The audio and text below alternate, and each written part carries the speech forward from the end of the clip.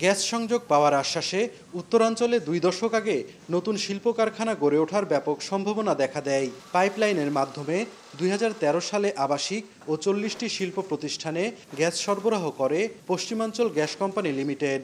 Gas সংকটের কারণ দেখিয়ে 2016 সালে সংযোগ দেয়া বন্ধ করে দেয় কর্তৃপক্ষ। এতে শিল্প খাতের বিপ্লবের আশা ভেস্তে যায়।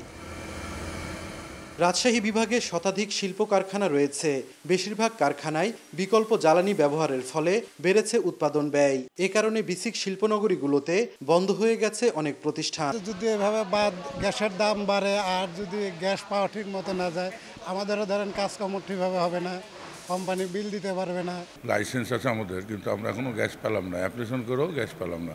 এ কারণে আমরা পিছিয়ে থাকছি প্রচুর। আমি কাজ করতে চাই গ্যাস দিয়ে, আমাকে গ্যাস দিয়ে কাজ করতে হবে। আমি যদি কাঠ খড়ি দিয়ে কাজ করতে চাই তখন কি এটা আবার পরিবেশ বান্ধব হচ্ছে না। গত 5 বছর 7 বছরের বেশি সময় ধরে আবেদন করার পরে আমরা শিল্প গ্যাস পাচ্ছি না। এতে আমাদের ব্যবসা ব্যাপকভাবে ব্যাহত হচ্ছে। এই যে আমাদের রেস্টুরেন্টে যে গ্যাসগুলো লাগে, যখন আমরা সিলিন্ডার গ্যাসটা ইউজ করছি, মাসে আমার 1 লাখ টাকা সিলিন্ডার গ্যাসে যদি আমি দিই, তাহলে আমি লাভটা করবো কোথায়? ব্যবসায়ী নেতারা বলছেন, শিল্প খাতে গ্যাস সংযোগ দিলে নতুন প্রতিষ্ঠান গড়ে ওঠার পাশাপাশি সৃষ্টি হবে কর্মসংস্থানের সুযোগ।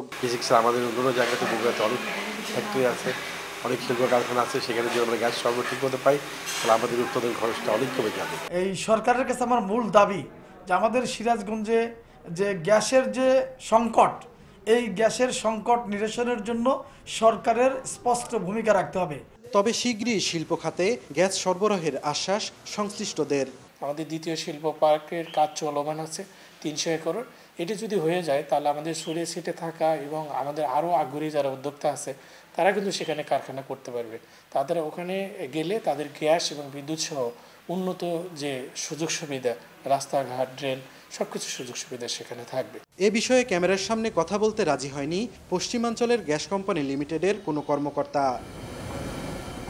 সাইফুর রহমান রকি, সময় সংবাদ, রাজশাহী।